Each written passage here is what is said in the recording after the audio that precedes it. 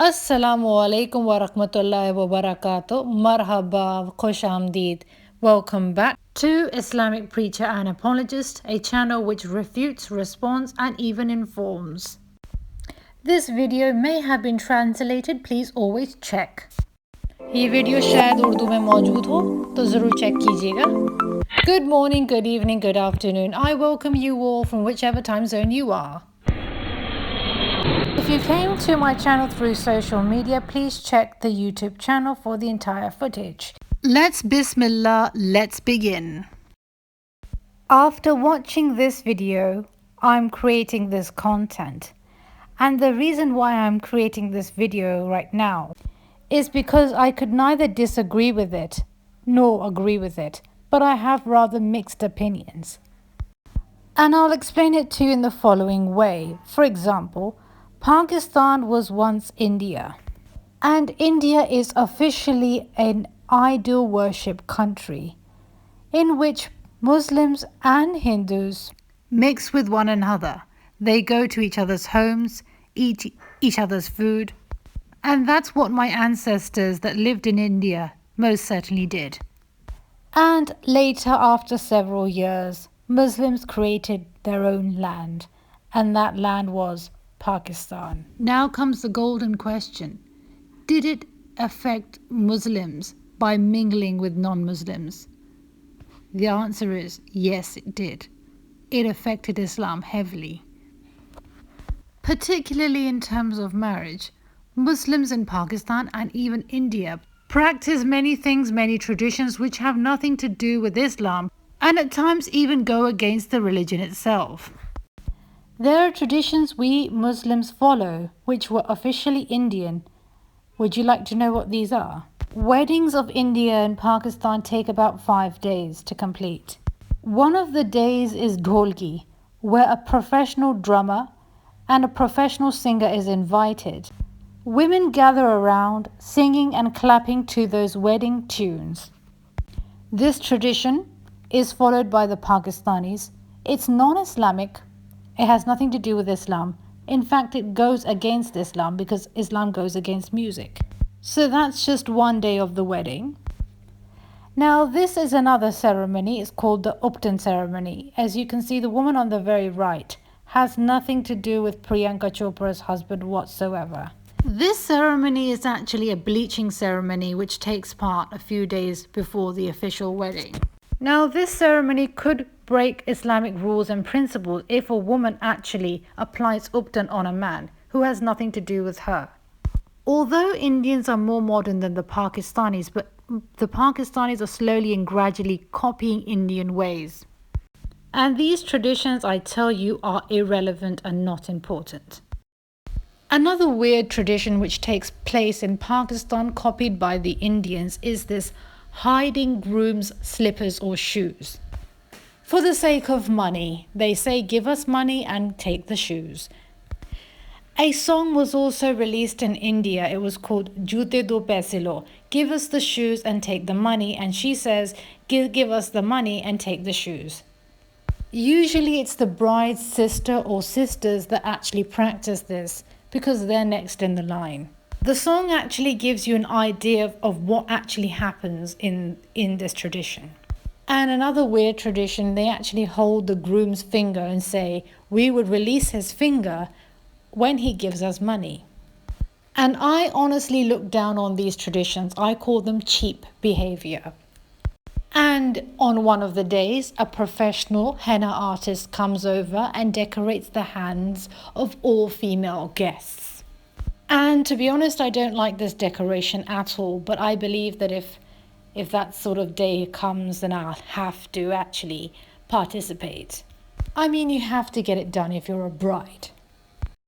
Now, here's what I think is seriously wrong with this. I believe that if you're doing too many kuffar things, you're excluding the creator from your wedding. I believe that if you get married the Islamic way, there is barakah, meaning there's blessing in the wedding. You're including the creator. But if you get wedded off in a kuffar way, what involvement is of Allah then? Now, I would like to say to the Indian and Pakistani Muslims is that please take inspiration from the Arabs. Now, I'm not saying that Arabs are 100% flawless and there's nothing wrong with them, but take inspiration in all the good that they do. Another ridiculous tradition that has taken place by the Muslims of India and Pakistan, they need to know their religion, is a case of dowry deaths. Either the girl commits suicide or the father commits suicide, or they are beaten or murdered. And if these two things don't happen, for example, suicide or murder, the girl has to return to her parental home because the in-laws were demanding too much. Suicide, murder, and divorce are the three negative consequences of taking influence from the idol worshippers. Pakistani Muslims no longer sit with the kuffar, but the consequences of our ancestors are still smacking on our face in the name of old customs and traditions.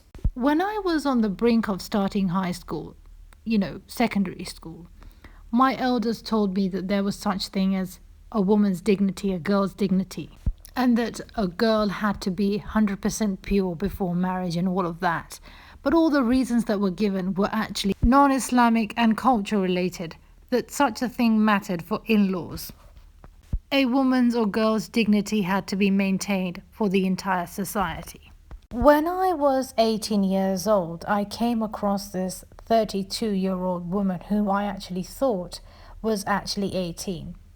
She told me that she got married at the age of 18. Her parents got her wedded off in Bangladesh, and this person only married her for citizenship reasons, and now she's here to complete her studies. She also added that she actually had a boyfriend, and she said to me that she doesn't know why her parents are after her when she's no longer brand new. She said to me that she now wants to live her own life because her parents already messed her life up, already made a mistake. And I said to her, why don't your parents actually speak to the person that you're interested in? Get you wedded off with him so that you don't do zina. And she said they were not willing to speak to anybody that she was interested in. If her parents said that if someone is interested in you, that's a very good thing, bring him over and we will speak to him about marriage, that would have been a good sign.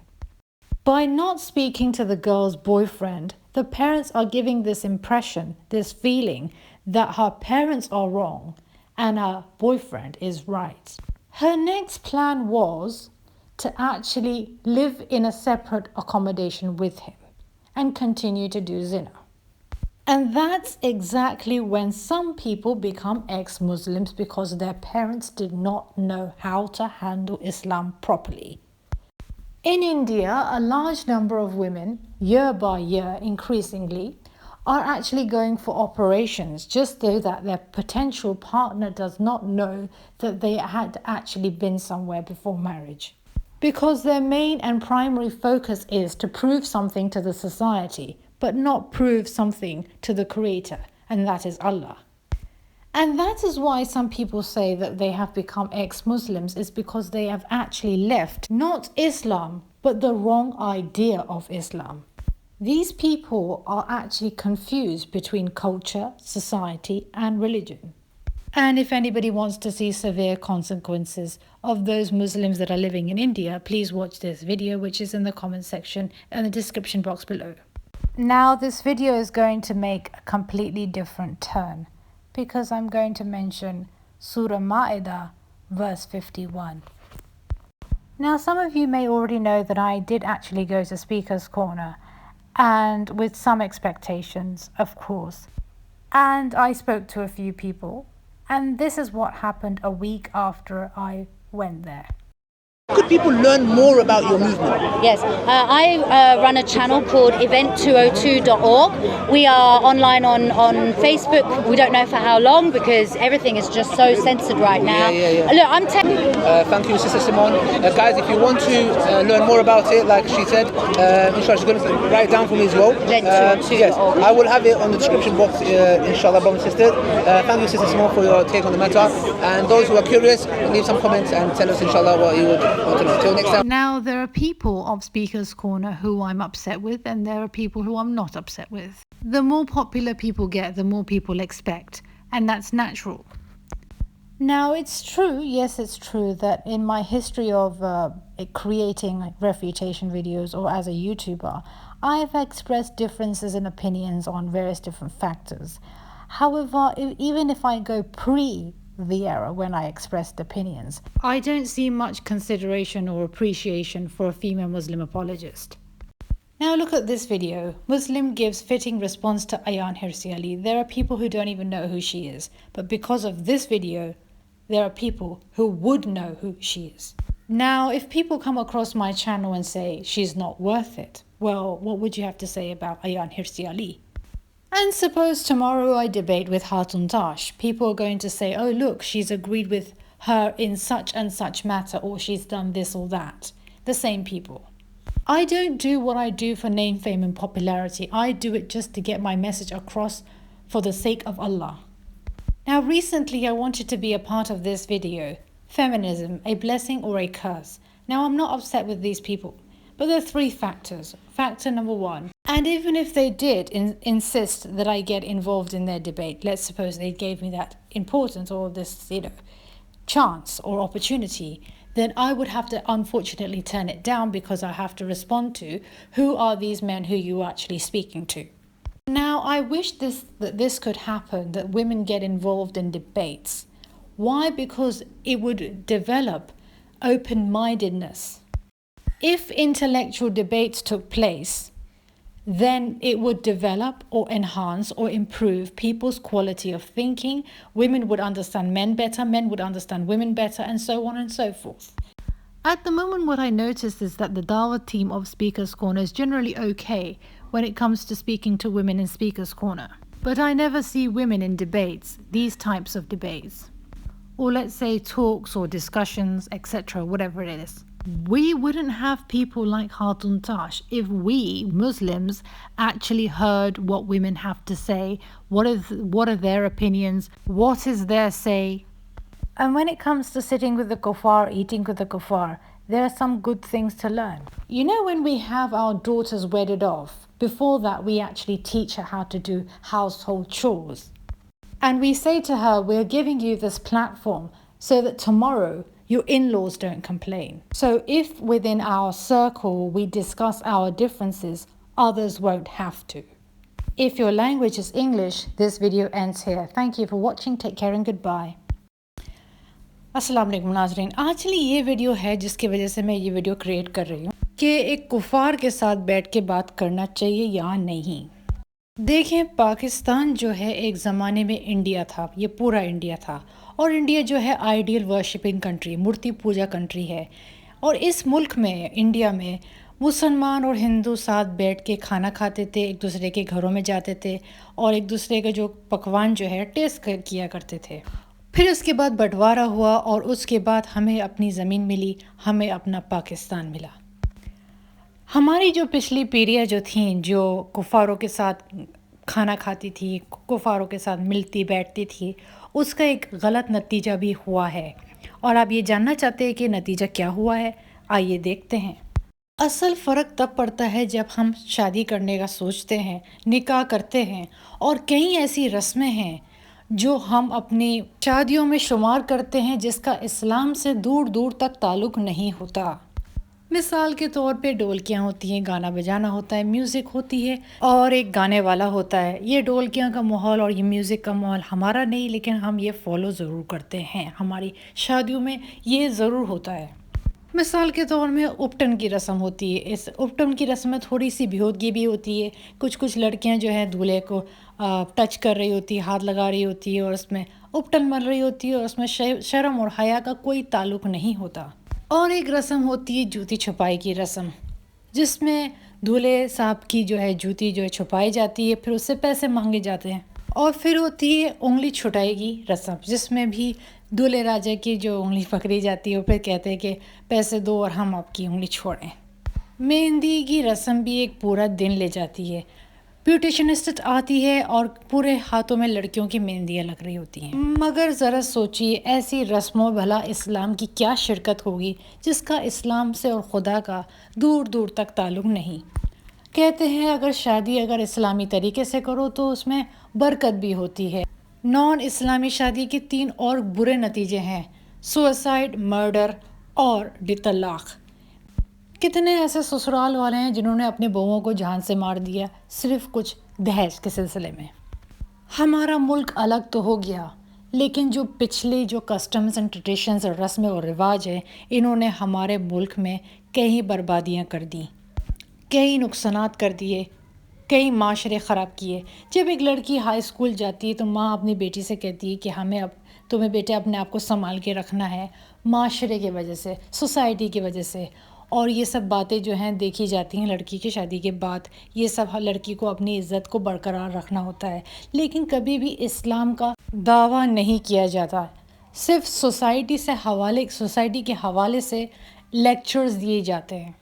جب میں 18 سال کی تھی تو میری ملاقات ایک 32 سال کی خاتون سے ہو گئی، جن کے ماں باپ نے اس کو 18 سال کی عمر میں اس کو بنگلہ دیش بھیج دیا کسی سے شادی کروانے کے لیے، اور اس لڑکے نے کیا کرا، سٹیزن شپ حاصل کرنے کے بعد اس لڑکی کو چھوڑ دیا، کہہ رہی اب میں اپنی پڑھائی پوری کر رہی ہوں۔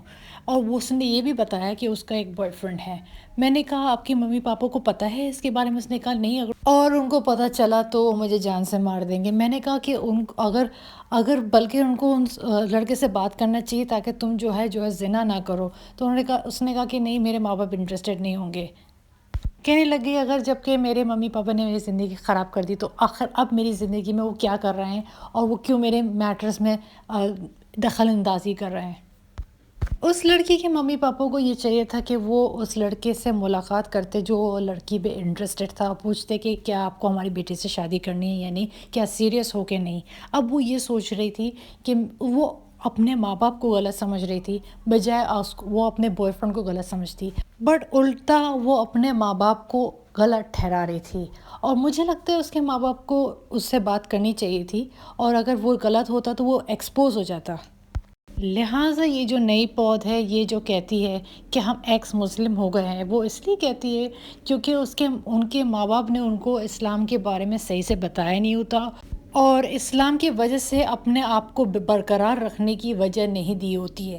لیکن انڈیا میں کیا ہو رہا ہے؟ لڑکیاں آپریشنز کروا رہی ہیں تاکہ سسرال والوں کو ان کے پچھلے عتیق کے بارے میں پتہ نہ چلے۔